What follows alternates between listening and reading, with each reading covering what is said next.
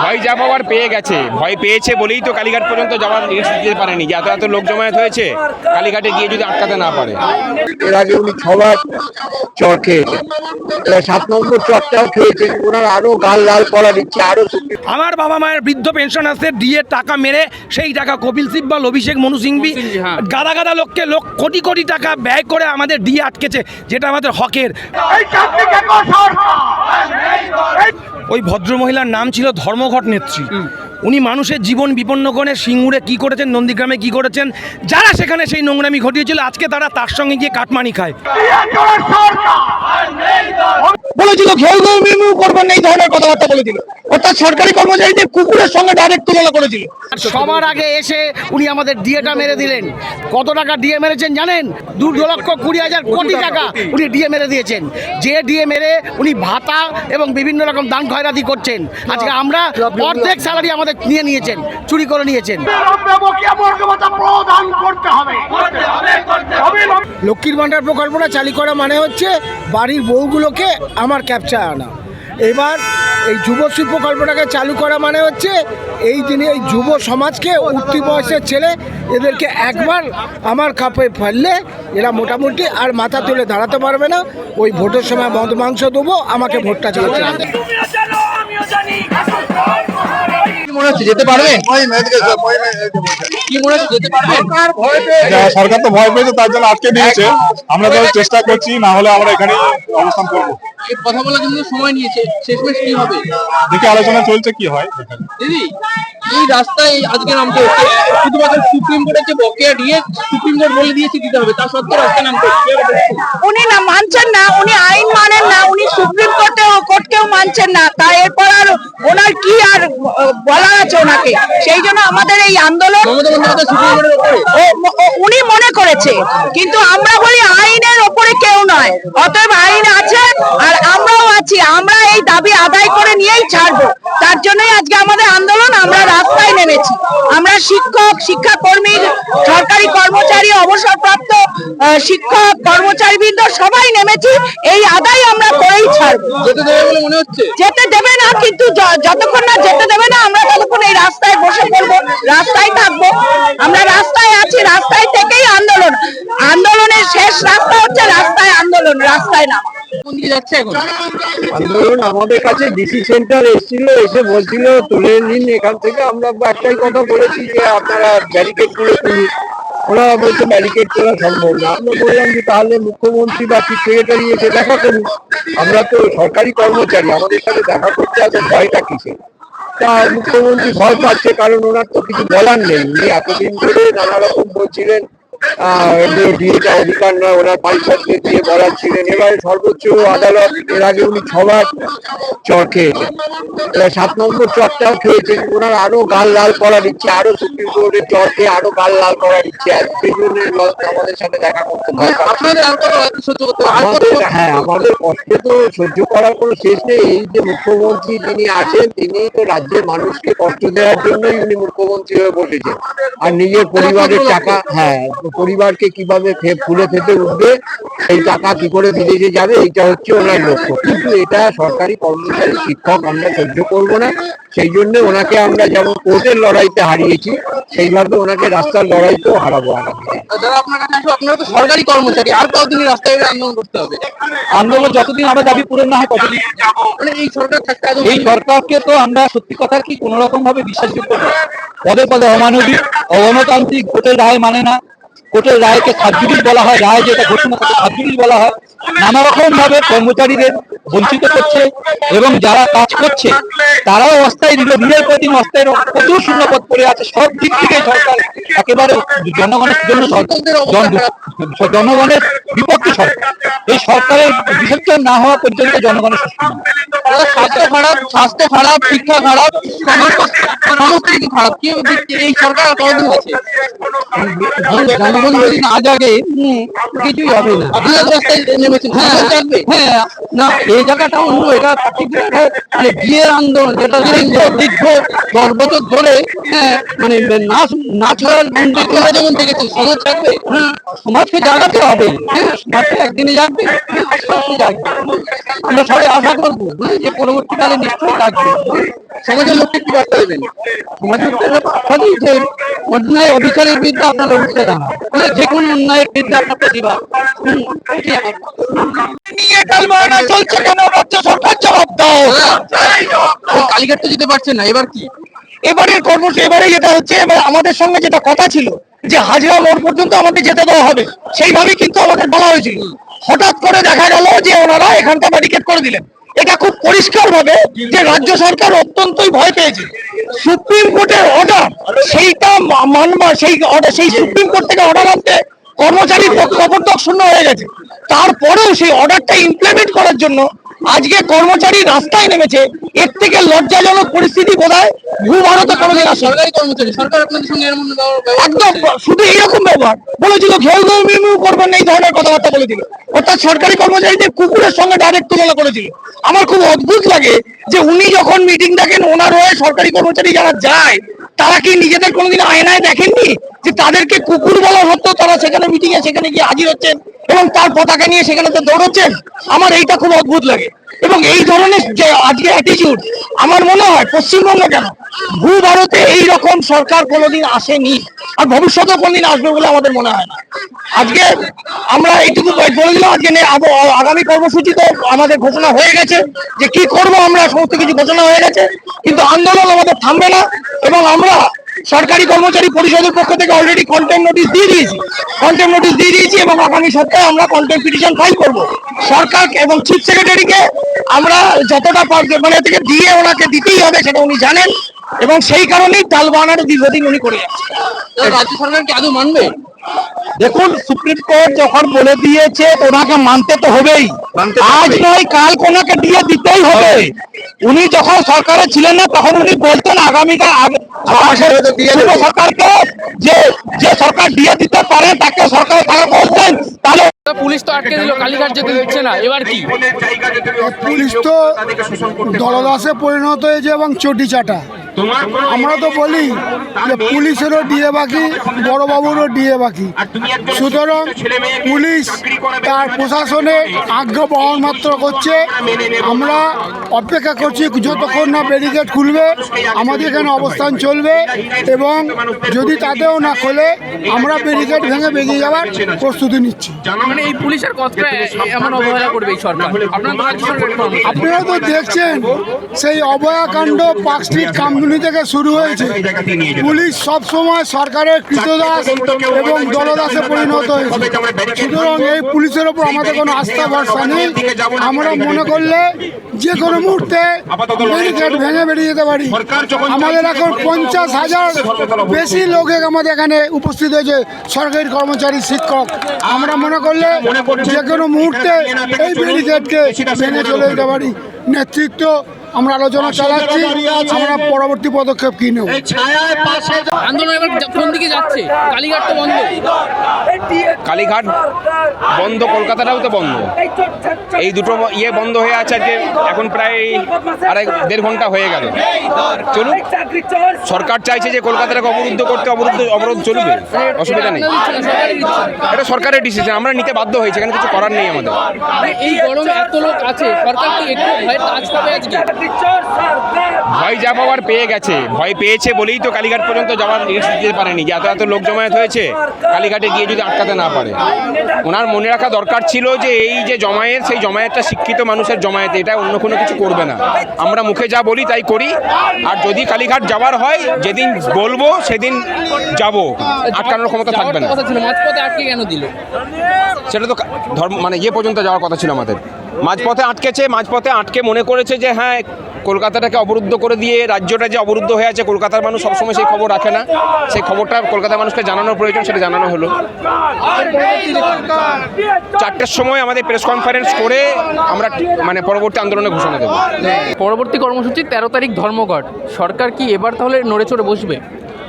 দেখুন, আজকে মাননীয়ার কাছে যথেষ্ট ভালো একটা বার্তা গেছে। তার কারণ হচ্ছে দুপুর 12টার থেকে এখন প্রায় 4টে বাজে, ওইদিকে কেসি দাসের ক্রসিং, এইদিকে ডোরিনা ক্রসিং, এই দুটো জ্যাম করে দেওয়া মানে হচ্ছে কিন্তু পুরো কলকাতা অবরুদ্ধ, এখান থেকে হাওড়া, শিয়ালদা সমস্ত কিছু। মমতা বন্দ্যোপাধ্যায় তো বলতেই পারেন যে জনগণের অসুবিধা হচ্ছে আপনাদের এই কাজ। জনগণের যদি অসুবিধা হতো তাহলে এতক্ষণ জনগণরা যদি দেখেন তো সামনে একটা বাস দাঁড়িয়ে আছে অনেকক্ষণ ধরে, সেই বাসের ভেতরে কিন্তু পাবলিক বসে আছে। বাসটা সম্ভবত ধর্মতলা আমতার সাঁতরাগাছি হয়ে যাবে, সেই বাসের পাবলিকরা কিন্তু এখনও বসে আছে, তারা কিন্তু ধৈর্য ধরেই বসে আছে। অন্য অন্য আন্দোলনে দেখা যায় যে পাবলিকরা এসে বলে যে আপনারা কেন এখনও অবধি রাস্তা জ্যাম করে বসে আছেন, আপনারা উঠে যান, কিন্তু আজকে কিন্তু দেখা গেছে যে সেই পাবলিকরাই আমাদেরকে বলছে আপনারা একটু চা জল খান, বসুন, আমরা আপনাদের সাথে আছি। মাননীয় সামনে ভোট আছে, ওনার গদি কাঁপছে, সেই জন্য উনি কিন্তু যথেষ্ট ভয়ের মধ্যেই আছে। ধর্মঘটের দিন নবান্ন কাঁপবে অবশ্যই, আজকে যেরকম নবান্ন কেঁপেছে ঠিক 13 তারিখেও নবান্ন কাঁপবে। তার কারণ হচ্ছে এই বার্তাটা মুখ্যমন্ত্রীর জানা দরকার যে দিনের পর দিন বঞ্চনা কিন্তু কর্মচারীরা সইবে না। তার কারণ হচ্ছে উনি আমাদেরকে যতই সারমেয় ভাবুক, কুকুর বিড়াল ভাবুক, কিন্তু আমাদের মর্যাদা কিন্তু এখনও সোজা আছে। আমরা এখনও অবধি নিজেদের লড়াইটা লড়তে জানি, আমরা কোনো মতেই এই লড়াইয়ের ময়দানটা ছাড়ছি না। 13 তারিখ পরবর্তী কর্মসূচি ধর্মঘট। মমতা বন্দ্যোপাধ্যায় বেশ কিছুদিন আগে মঞ্চ থেকে দাঁড়িয়ে বলেছিলেন ধর্মঘট আমি সমর্থন করি না। এইখানে দাঁড়িয়ে ধর্মঘট সমর্থন করতে পারবেন, সাপোর্ট করতে পারবেন? ধর্মঘট এই সরকার, এই দিদিমণি প্রতি মুহূর্তে বছরের পর বছর ধর্মঘট ডেকেছেন। আজকে তিনি বলছেন যে ধর্মঘট আমি মানি না, আমি ধর্মঘট করতে দেবো না, এটা বললে হয়? আপনি তো এই ধর্মঘটের ওপরেই দাঁড়িয়ে আপনি আজকে শাসন করছেন, এই শাসনে এসেছেন, আর আজকে আপনি বলছেন ধর্মঘট করা যায় না। তিনি বলেন আন্দোলন থেকে উঠে এসেছেন, কিন্তু আপনার আন্দোলন করলেই তার গায়ে জ্বলা। এটাই এনার সব থেকে বড় গায়ে জ্বালা। বুঝতে পারছেন না যে যখন বিরোধী আসনে প্রতি মুহূর্তে উনি কি করেছেন, আর আজকে উনি বলছেন ধর্মঘট মানি না। বিধানসভা ভবন জ্বালিয়েছেন তিনি, অনেক কিছু করেছেন, বিধানসভা ভবন জ্বালিয়েছেন, কত বাস ভেঙেছেন, কত পুলিশের জিপ পুড়িয়েছেন, কত লরি পুড়িয়েছেন, তার কোনো এখন প্রশ্ন এই যে ধর্মঘটের কথা বলছেন আপনারা, ধর্মঘট মমতা বন্দ্যোপাধ্যায় থাকাকালীন করতে পারবেন, করতে দেবেন তিনি? করতে তো উনি দিতে চাইছেনও না, কিন্তু তা বলে আমরা তো সেখান থেকে তো পিছিয়ে নেই, আমরা তো ধর্মঘট করে চলেছি। ধর্মঘট সরকারি কর্মচারীরা যাতে না করতে পারে, উনি ধর্মঘট করেই ক্ষমতায় এসছেন, রেকর্ড ধর্মঘট দেখেছেন, 450-এর ওপর ধর্মঘট উনি করেছেন 4 বছরে, আর তিনি বলছেন কিনা ধর্মঘট করতে দেব না। শুধু তাই নয়, উনি বলেছিলেন ক্ষমতায় আসার আগে যে সরকার দিয়ে দিতে পারে না সেই সরকারের ক্ষমতায় থাকার অধিকার নেই, আর সবার আগে এসে উনি আমাদের ডিএটা মেরে দিলেন। কত টাকা ডিএ মেরেছেন জানেন? 2,20,000 টাকা অলরেডি উনি 2,20,000 কোটি টাকা উনি ডিএ মেরে দিয়েছেন। যে ডিএ মেরে উনি ভাতা এবং বিভিন্ন রকম দান খয়রাতি করছেন। আজকে আমরা অর্ধেক স্যালারি আমাদের নিয়ে নিয়েছেন, চুরি করে নিয়েছেন। সামনে ভোটের প্রভাব পড়বে? এর ভোটের আমরা চাই এটাকে অ্যাট এনি কস্ট এই গভর্নমেন্টকে আমাদের হটাতেই হবে, সরাতেই হবে বলছেন? অবশ্যই, তাহলে কিন্তু আমাদের এই প্রজন্ম, তরুণ প্রজন্ম, তারা চাকরি পাবে না, তারা কি ঘুগনি বসবে? এমএ পাস ছেলে মেয়ে, ইঞ্জিনিয়ারিং পাস ছেলে মেয়ে, তারা কি ঘুগনি আলুরদম নিয়ে রাস্তা বসবে? এটা কি সম্ভব? আপনারা বলুন, আপনারা এর বিচার করুন। এর জন্য আমাদের জনমত তৈরি করতে হবে যে এনি কস্ট এই গভর্নমেন্টকে আমরা চাই না। আমার একটাই প্রশ্ন, মমতা বন্দ্যোপাধ্যায় ধর্মঘট সফল করতে দেবেন? না, উনি দেবেন না, উনি ওনার ভালো প্রয়োগ করবেন। আমরা না দেওয়ারকে আমরা সফল করব, আমরা সফল করব, আমরা সফল করব, আমরা করব। উনি না দেওয়ার করার কিছু না, উনি ধর্মঘট করেছিলেন, উনি 76টা ধর্মঘট করেছিলেন যখন বিরোধী দলনেত্রী ছিলেন। সরকার টনক নড়বে এবার? সরকারের টনক অনেকদিন আগেই নড়ে গেছে, সরকার ভয় পেয়েছে বলে আমাদের এখানে আটকে রেখে দিয়েছে। সরকার টনক অনেকদিন আগেই নড়ে গেছে, নড়েছে বলে আজকে উনি যুবশ্রী প্রকল্পটা যেটা চালু করেছেন, এটা তুমি বলেছিলেন আজ থেকে 10 বছর আগে চালু করবেন। লক্ষ্মীর ভাণ্ডার প্রকল্পটা চালু করা মানে হচ্ছে বাড়ির বউগুলোকে আমার ক্যাপচার আনা। এবার এই যুবশ্রী প্রকল্পটাকে চালু করা মানে হচ্ছে এই দিনে এই যুব সমাজকে, উঠতি বয়সের ছেলে, এদেরকে একবার আমার কাপে ফেললে এরা মোটামুটি আর মাথা তুলে দাঁড়াতে পারবে না। ওই ভোটের সময় মদ মাংস দেবো, আমাকে ভোটটা চালাতে হবে। কোনো কাজ নেই যাদের হাতে। ধর্মঘট সফল হবে, কতটা করতে পারবেন মনে হয়? অবশ্যই ধর্মঘট সফল হবে। ধর্মঘট সফল করবে হচ্ছে সমস্ত বঞ্চিত সরকারি কর্মচারী, শিক্ষক, অশিক্ষক কর্মচারীরা ধর্মঘট সফল করবে বকেয়া ডিএর আদায় দাবিতে। কারণ সুপ্রিম কোর্টের রায় যে সরকার মানে না, সেই সরকারের কোনো ভয় আমরা আমরা মানছি না, সমস্ত ভয় উপেক্ষা করে উনি একটা ফতোয়া জারি করবে। আমরা পূর্বেও ধর্মঘট করেছি, সমস্ত ফতোয়া উপেক্ষা করে আমরা ধর্মঘট পালন করেছি। আমাদের বকেয়া ন্যায্য যে ডিএ, এই ডিএ অবিলম্বে দিতে হবে। এর জন্য আজকে যে ধর্মঘট ডাকা হয়েছে, এই ধর্মঘট আমরা সরকারি সমস্ত স্তরের কর্মচারী, বেতনভোগ কর্মচারী যারা আছে রাজ্য কোষাগার থেকে পায়, তারা অবশ্যই ধর্মঘট সফল করবে। এই ধর্মঘট আমরা সফল করব, কারণ ডেকেছে সমস্ত সরকারি কর্মচারী। উনি কি মানবেন কি মানবেন না তার উপর ভরসা করে আজকে এই ধর্মঘট ডাকা হয়নি। সুতরাং স্বাভাবিকভাবে আমরা আজকে সরকারকে আমরা বলে দিচ্ছি যে আমরা এই 13 তারিখ আমরা অবশ্যই ধর্মঘট সফল করবই। এখনো অনেক সরকারি কর্মচারী আছেন যারা তৃণমূল সরকারের পদদলিত হয়ে নিচে ঘরে বসে আছেন, তাদের কি বলবেন? তাদের কাছে আমাদের একই বার্তা যে আপনারা কাকে সমর্থন করছে, কে কাকে সমর্থন করছে আমাদের দেখার দরকার নেই। যার যা গণতান্ত্রিক অধিকার, আমরা গণতন্ত্রে বিশ্বাস করি, কিন্তু আমাদের বকেয়া দিয়ে এটা সকলের দিয়ে। আমরা তাদেরকেও বলবো আসুন, আহ্বান তাদের কাছে, এবং আজকে এসেছে। আপনারা যদি ঘুরে ঘুরে দেখেন, আজকেও তারা এসেছে। সরকার পক্ষেরও কিছু কিছু যারা সরকারি কর্মচারী আমরা দেখেছি এসছে। আজকে সবাই থাকবে, আপামর সমস্ত সরকারি বঞ্চিত কর্মচারীরা আজকে আসবে। তারা শোষিত, লাঞ্ছিত, অপমানিত, আজকে ঘেউ ঘেউ শুনতে হচ্ছে। কারা ঘেউ ঘেউ শুনেছে? সুতরাং স্বাভাবিকভাবেই আজকে সবাইকে, সমস্ত স্তরের আমরা সরকারি কর্মচারীদের আহ্বান করছি আগামী 13ই মার্চ এই ধর্মঘটে সামিল হন। মমতা বন্দ্যোপাধ্যায় বেশ কিছুদিন আগে বলেছিলেন একটা খোলা মঞ্চ থেকে যে এই ধর্মঘট আমরা সমর্থন করি না, আমাদের সরকার সমর্থন করে না। সেইখানে দাঁড়িয়ে আপনার 13 তারিখে ধর্মঘট করতে চলেছেন, কতটা চ্যালেঞ্জপূর্ণ হতে চলেছে? বলছি, ধর্মঘটের ক্ষেত্রে আমরা মমতা বন্দ্যোপাধ্যায়ের পথ অনুসরণ করি। ওই ভদ্রমহিলার নাম ছিল ধর্মঘট নেত্রী। উনি মানুষের জীবন বিপন্ন করে সিঙ্গুরে কী করেছেন, নন্দীগ্রামে কী করেছেন, যারা সেখানে সেই নোংরামি ঘটিয়েছিল, আজকে তারা তার সঙ্গে গিয়ে কাটমানি খায়। দায়িত্ব নিয়ে বলছি, জানেন, ধর্মঘট কর্মচারী গণতান্ত্রিক অধিকার, বেঁচে থাকার অধিকার। ধর্মঘট করব, এই পৃথিবীর কারো ক্ষমতা নেই ধর্মঘট রোখার। আমরা ধর্মঘট করার লোক নই, আমরা এই রাষ্ট্রযন্ত্রটাকে চালাই। উনি ইউনেস্কো, ইউনিসেফ, বিশ্ব ব্যাংকের বিভিন্ন শ্রী দিয়ে প্রাইজ নিয়ে আসেন, সেগুলো সফল করে এই মানুষগুলো, এই শিক্ষক, এই কর্মচারী, এই পৌর কর্মচারী, এই বিডিও স্টাফ, এই এসডিও স্টাফ, এই ডাক্তার, এই নার্স। আর তিনি তার নিজের বলে চালান, আর সেই কর্মচারীর কোনো দয়ার দর নয়। সুপ্রিম কোর্ট নির্দেশ দিয়েছে, হাইকোর্টে বারংবার অপমানিত হয়েছেন, বারবার রায় হয়েছে।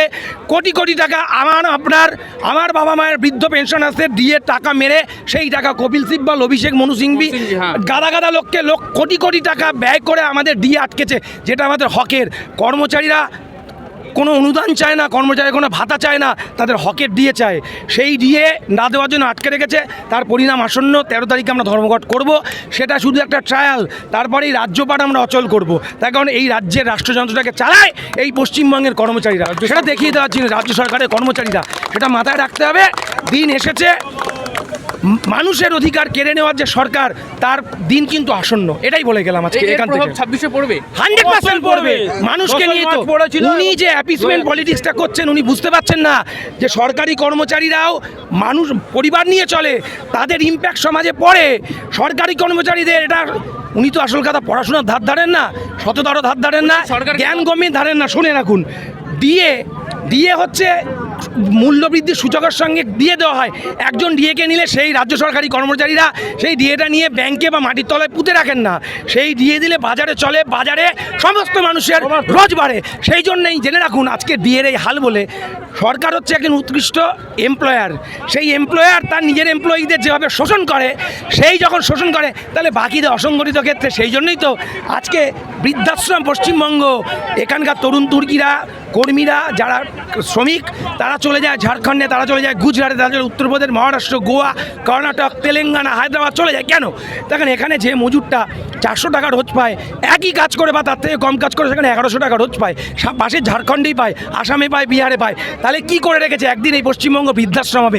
এই লড়াই শুধু দুটো টাকার লড়াই না, আগামী ভবিষ্যৎ, আমার ঘরের যে বাচ্চাটা আছে, তোমাদের কথা ভেবে তাদের জন্যে এ লড়াই শাশ্বত। এ লড়াই ইটার্নাল লড়াই, এই সমাজকে কলঙ্কমুক্ত করার লড়াই।